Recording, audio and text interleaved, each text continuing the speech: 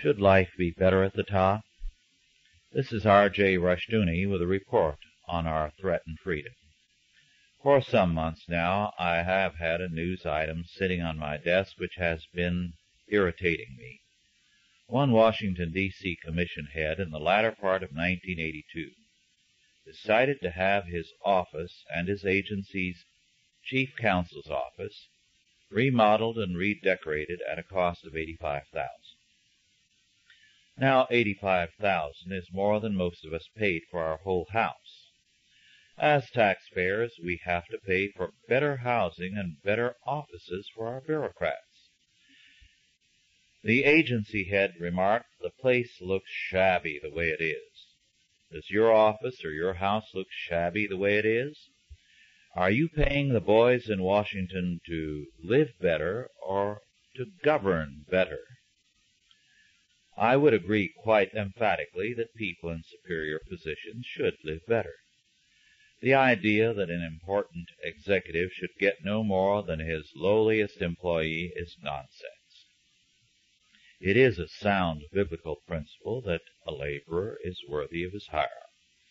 The more responsible and important his work, the better should the rewards thereof be. There are, however, limits to all of this. Too often, our top men in state and federal governments live in palatial circumstances with every kind of service and convenience provided at our expense. There is a very real distinction between a deserved compensation and exploitation.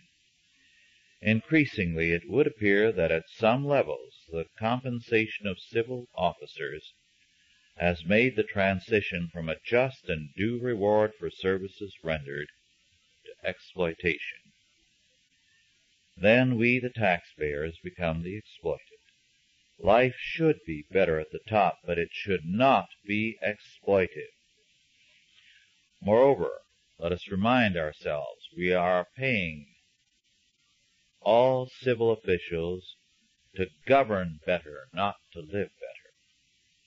Some people are entitled to special privileges because they render important and special services. But when those privileges become exploitive, a distance is created between the men at the top and the people. That distance is growing, especially now with both inflation and increasing unemployment. It is a very unhappy and foolish thing for federal officials to feel that large sums of money must be spent to provide them with royal accommodations. In doing so, they are bringing to their office the contempt of the American people, and they tarnish the forms of freedom.